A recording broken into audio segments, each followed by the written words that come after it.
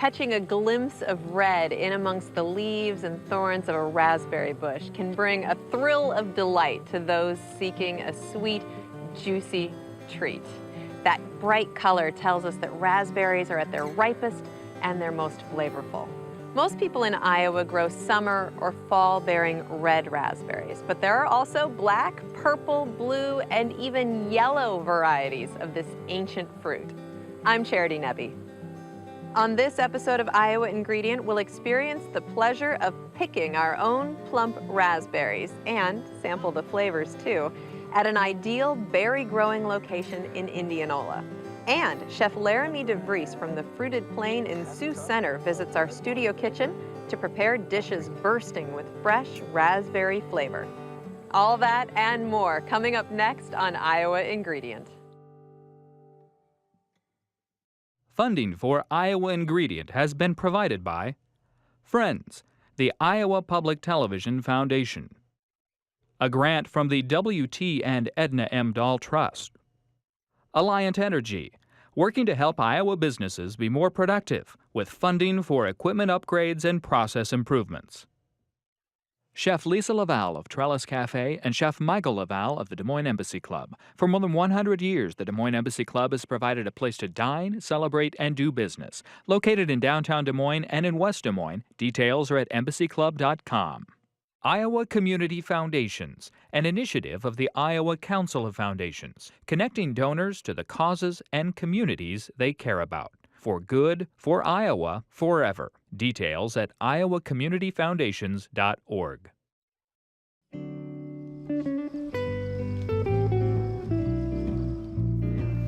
Alcohol always gives some really extra flavor.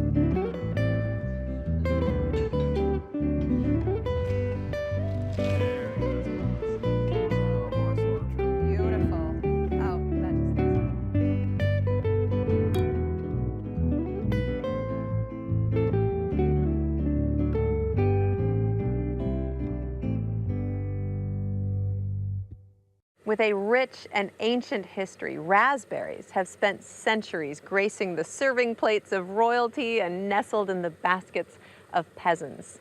Raspberries even have their own Greek myth. The story goes that once upon a time, all raspberries were pure white. Then one day, a nursemaid was out picking berries for young Zeus. She pricked her finger and her blood stained the berries red. And of course, they've been that way ever since. Raspberries are grown all over the world, and they are hugely popular here in America.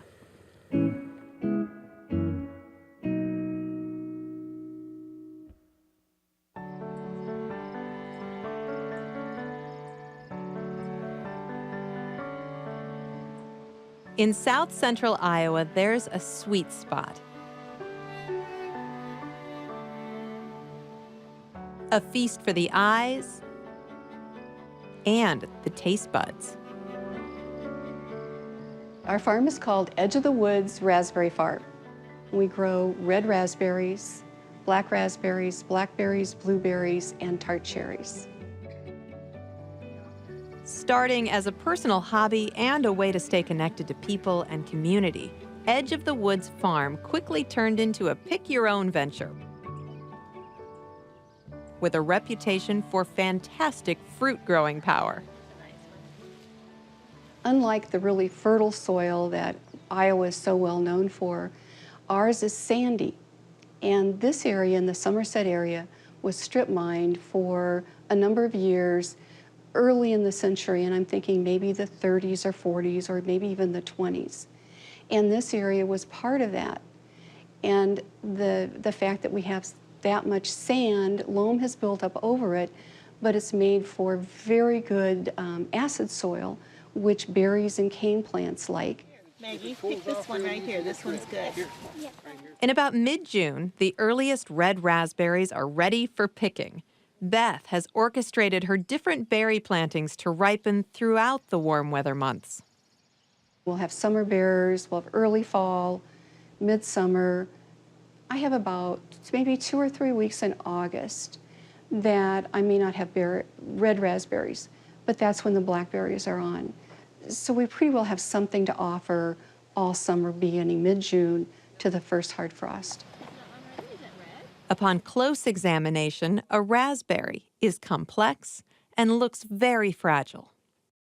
Of the berries that we offer, the red raspberries are probably the softest.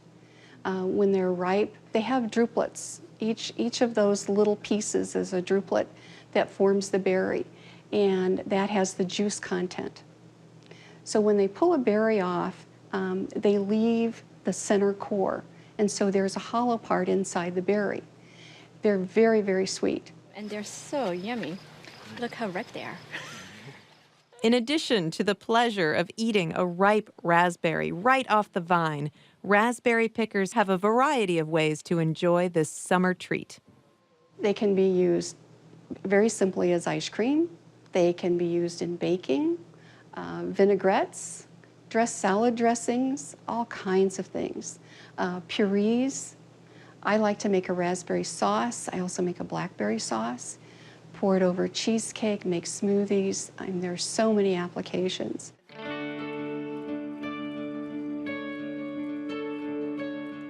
I think one of the reasons that people come to the farm is that they want local food. They want to know that it's locally grown. And that's one of the reasons I started growing berries too. I wanted to know how they were grown, how the plants were cared for, how they were harvested. And that's very important to me. And I think other people share the same concerns. They're welcome to come and ask questions. They can come and they can tour the farm, and we can talk about those things and the importance of it.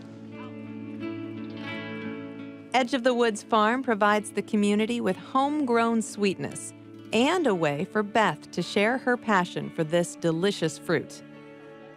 I love the berries, and the first few years when I started selling them, I had put so much time and effort to them. I thought, I'm going to have to interview these people. They're going to have to be worthy of getting these berries after all the time and labor that I put into them. I've gotten over that. People who come out and buy berries also, they have the same love of them that I do.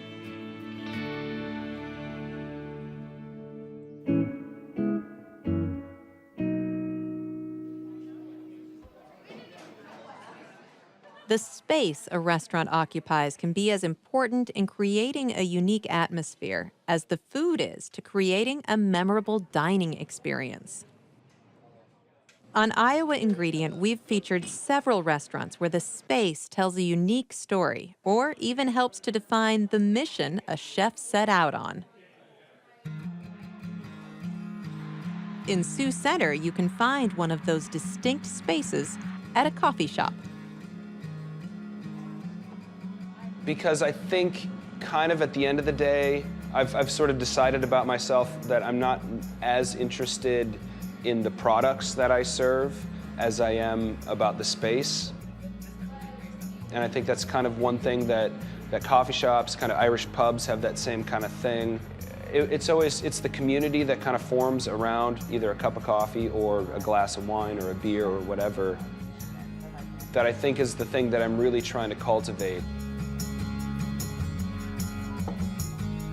Barista, bartender, philosopher, cook, and owner, Laremy De Vries runs the Fruited Plain Cafe. Aside from brewing a great cup of coffee, Laremy and staff serve breakfast, lunch, and dinner. He creates made-from-scratch soups and sandwiches and brings in an exquisite selection of wine, beer, and cheese from across the world. We're a coffee shop, so we do, the full latte, espresso, that sort of typical coffee shop menu, coffee, tea, et cetera, et cetera. In tandem with that, do fresh baked pastries. And then lunch, we do soups and sandwiches. We don't do a lot of things, but everything that we do, we try to do really well, and we try to make it in-house. We bake our bread from scratch every day. We have kind of a French sourdough. Imported kind of stuff when we can. This weird blend of local and far away. It can be kind of intense because it really is like burning the candle at both ends in a lot of ways. Like we're a late night place and we're an early morning place and kind of everything in between. Yeah, in the morning this place is usually a nice quiet place. People will come in with a paper have a cup of coffee. Towards lunch, you know, around 11:30, it starts to sort of evolve into something between just a sort of quick serve cafe and, you know, a restaurant. And often by the evening, we're almost getting into full service restaurant mode. At different times of the day, it can be a different thing. So many people find their time to come and make it their own. We've got a regular lunch crowd that keeps coming back. There's all kinds of people who come. It's not one type of person. We get them all, and that's the fun of it. Using milk from a nearby dairy, vegetables from a farmer in Sioux Center, and made-from-scratch recipes, Laremy has developed a unique menu that shows what is possible using homegrown foods. We keep kind of changing and tweaking and, you know, adding things, subtracting things. You know, that's kind of another nice thing about having a diversified menu is you can sort of like, well, let's do this for a little bit. Okay, that's not really working. Let's kind of cut this back. People come in, they're like, oh, this is the best soup I've ever had. And I'm like, yeah, I'm pretty sure that's because this is probably the best cream that exists in the world. You know, like the cream and the milk that we put in that soup is just so good. Whether you come for a cup of coffee, a delicious meal, or just a place to enjoy your time, the Fruited Plain is never too far away. You know, I love really good restaurants and I love, you know, eating food, but at the same time, there's something a little more sort of whimsical and fun about a coffee shop, right? You can come and talk about either the most serious thing or the most lighthearted thing and, you know, just relax. There's not a lot of pretense around coffee. Well, there is some pretense around coffee, but here there's not a lot of pretense around coffee. I should put it that way.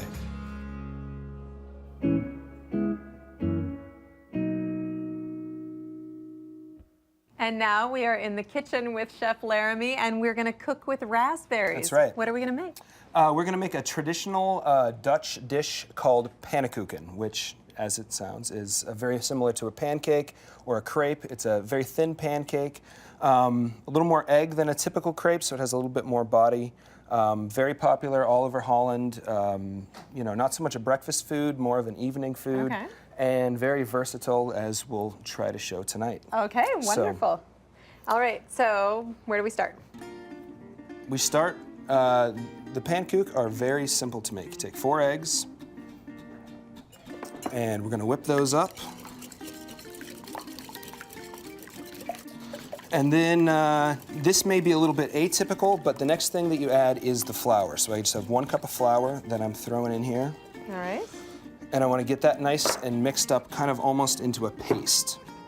And the reason that you do that, if you add the milk to the eggs first, then you tend to have more kind of chunks. But if you kind of mix this together and form it into a nice paste first, then you can get rid of those chunkies and have a nice smooth batter. Okay. Exactly. So go to town on that. And then I'll slowly incorporate. I just got 1 cup of milk here. And does it matter what kind of milk? I usually use whole milk. I'm a milk fat kind of a guy. I like milk, I like butter, so I'm typically a whole milk kind of person. But yeah, like I say, it's really flexible. All right. So there you go. That's the basics of the pannenkoek recipe. And we're gonna throw in a pinch of salt here as well. All right, no sugar? No sugar, just, yeah, it's a pretty plain Jane. It's a nice palette for a lot of other little flavors. It's kind of the nice part of it. Just got a nice little cast iron skillet. I'm gonna throw a little butter in here. I'm gonna spread that around.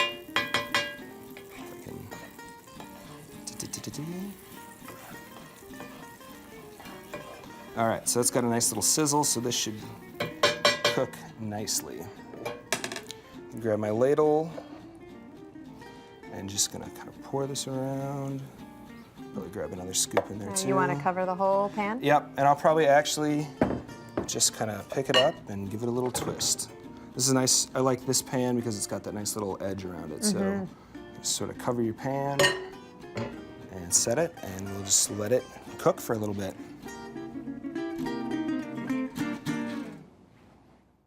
So we flipped it halfway through, and now it looks like that on the other side. All right, terrific. And we'll throw that on our plate. And we'll wait for that to go. Right. All right. So, and then we're gonna make our first filling. That's right. So this will be a bit more of a savory filling. And we're gonna start with just a little bit of oil in a pan. Just a little dab in there. Just vegetable oil. Yep. Okay. And I'm gonna throw in some pancetta. Oh, wonderful. Got the LaQuercia here. I know you guys are fans of them as well. We are too. Let that sizzle up for a little bit. We just want to kind of get this crisp and just try to, get some of that fat rendered out of there. That'll kind of add some flavor to everything. All right. So you can just keep an eye on that. And now I got a pint of raspberries here. And I'm going to add a ½ cup of red wine vinegar and just about 1/8 cup, just a little bit of sugar to kind of take off the edge of the vinegar. And I'm just going to kind of make a super simple little vinaigrette dressing and just shake it like a paint shaker. So yeah, this kind of just muddles everything up, gets the flavors kind of nice and evenly mixed. Wow, and the we'll raspberries really broke down fast. Yeah, they do. They're quite fragile. Yes. All right, so then I'm gonna throw just a little shallot in there. It's about, half a shallot, I suppose. All right. Get that frying a little bit. Throw in a few pine nuts because I love pine nuts. And so is this your own idea, or would this be a traditional kind of filling? This probably isn't a super traditional Dutch thing, but it's just, I don't know. Yeah, I guess it's my idea a bit, but yeah. It's a mix of a lot of different influences. The Dutch will, they'll put a lot of different kinds of toppings, cheeses, bacon, cheese, all sorts of different things in a typical pancake. It's not just maple syrup on top. But this is a little bit of, things that I like. Yeah. I got arugula, I got raspberries. So. Wonderful. All right, now I'm gonna throw and just kind of do sort of a deglaze of the pan with some of this stuff. Yeah, I'll take that a little bit. Pouring, I guess, about half of my mixture or so into here. And just let the vinegar in there kind of deglaze the pan a little bit. You can start to smell the nice red wine vinegar. Yeah.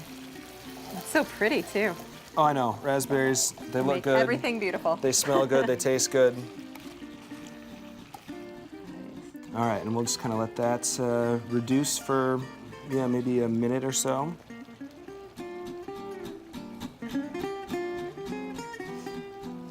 So now we're just going to throw in a bit of arugula here on top of that, and just let that, put the lid on it, and just let it wilt. Oh, nice. Turn the heat off and just let it wilt for a few minutes. So then we're going to take my arugula out and just put it right down the middle of this guy. And then I'm just going to scoop a little bit of this right on top of here. It's almost, at the end of the day, it's almost like a salad, with kind of a bacon vinaigrette dressing on here. Oh, such a great idea. All right, and I'm gonna set this down. And just to kind of complete it all, some nice goat cheese to kind of add some sort of cool flavors to it. Right like that. There you go. So the Dutch always roll up their pancakes. So you kind of just grab it like that, kind of flip it over like that, and get a nice little roll on there. And there you go. Perfect.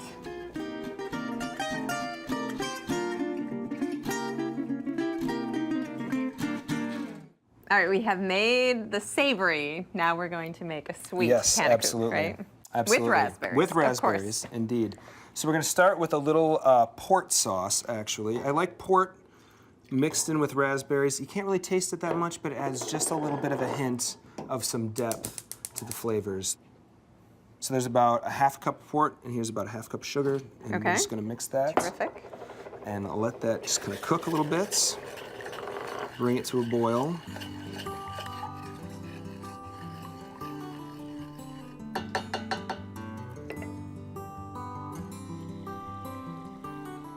Okay, is it time for raspberries? All right, absolutely. So we'll just kind of let this reduce for maybe a minute or so, and just kind of boil off some of that liquid.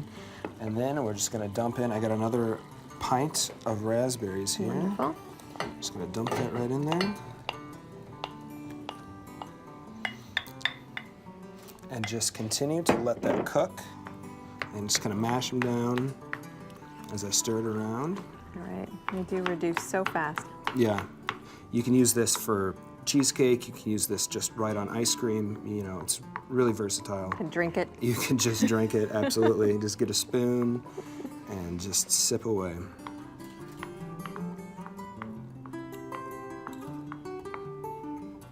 All right, and the sauce is cool. That's right. So we're ready to put this together. Absolutely. So and you've mixed up some yep, whipped I just cream. got some heavy cream, some vanilla, some sugar. I like to use these whipped cream chargers because Wonderful. it's a lot easier in my opinion.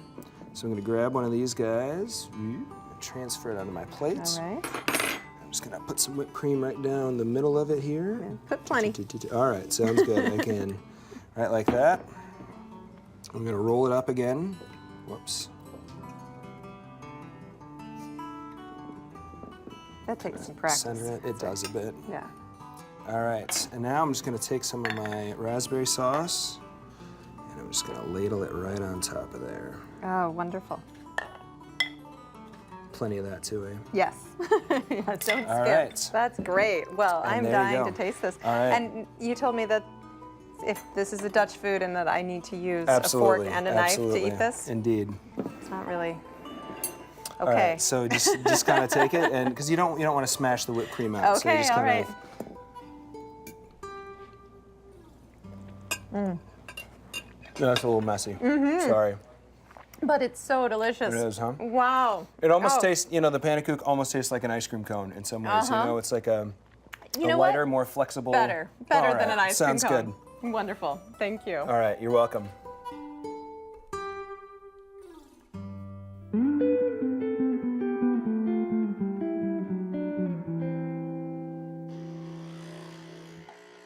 Okay, let's admit it. We are a nation of coffee addicts. 83% of adults in the U.S. drink coffee, which makes us the world's largest consumer of this caffeinated beverage. And while not all of us partake in the daily ritual, there's no denying coffee's impact. A $30 billion a year industry, an antioxidant-rich drink, a flavorful ingredient, a connoisseur's fixation, and a beverage that brings people together. Craft roasting, which means using small batches of high-quality beans, has steadily grown in popularity over the years. Like wine and beer before it, specialty coffee is finally getting its due as a complex, varied, and nuanced beverage. In Dubuque, two enterprising cousins are craft roasting their own blends, providing their own unique take on Iowa roasted coffee. Every bean has its own characteristics that you bring out in the roasting process. So a Sumatra will roast different than a Colombian will roast different than a Sumatra. Craft roasting is piecing out all those elements and working on each bean individually. Verena Street Coffee began its journey in 2011. Cousins Michael and Eric Gantz saw an opportunity to grow their family business by becoming coffee roasters. Today, you can walk into many grocery stores around the state and find roasts with names like Shot Tower Espresso, Lock and Dam 11, and Mississippi Grog. So we try to be like the Ben and Jerry of the coffee industry. You know, that was our idea. Michael and I are a nice mix. We're kind of two extremes. He's kind of more of the big dreamer, you know, up in the clouds kind of, and I'm more of the grounded. You know, let's make sure it makes sense financially. I've got the accounting background, and he's got the marketing degree. That's where we kind of balance each other out. Coffee can be a divisive beverage. Some people don't care for it, while others can't live without it. No matter your preference, there do seem to be some perks to drinking it. Coffee is packed with abundant antioxidants, and a number of studies point to health benefits. The aroma of a freshly brewed cup of coffee can permeate an entire room, and one study has even shown that the rich scent alone can help wake up caffeine addicts. Even in gardening, coffee has a use. Composting the spent grounds helps to add nitrogen to a compost pile, and that can be fertilizer for some plants. For coffee aficionados, flavor is everything. For roasters like Michael, it becomes an art to find that perfect flavor profile. It's kind of like wine. Beans will vary from time to time. I could get a Sumatra in today that's going to taste different than the next batch of Sumatra I might get because it's a crop, and crops do change over time. So we're constantly analyzing our blends, making sure that they're following the same characteristics. So the 9 Mile Sunset you'd purchase today tastes just the same as a 9 Mile Sunset you might purchase next year. One thing is certain with the recent growth in the coffee industry. We have more options than ever. Whether you want a light, dark, or flavored roast, Arabica or Sumatra, Highland or Lowland, you can find it. And across Iowa, you'll meet individuals like Michael and Eric, showing the limitless potential of entrepreneurship and crafting a high-quality beverage many can enjoy. That's it for this week's episode. Thank you for savoring a sampling of Iowa flavors with us. I'm Charity Nebbe. See you next time for another sweet episode of Iowa Ingredient.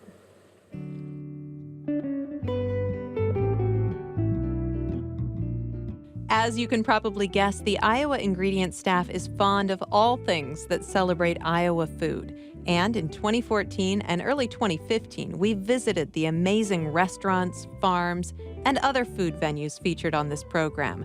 But circumstances can change, so we encourage you to call ahead if you're planning a trip of your own. We hope you get the opportunity to sample some of Iowa's tasty flavors for yourself.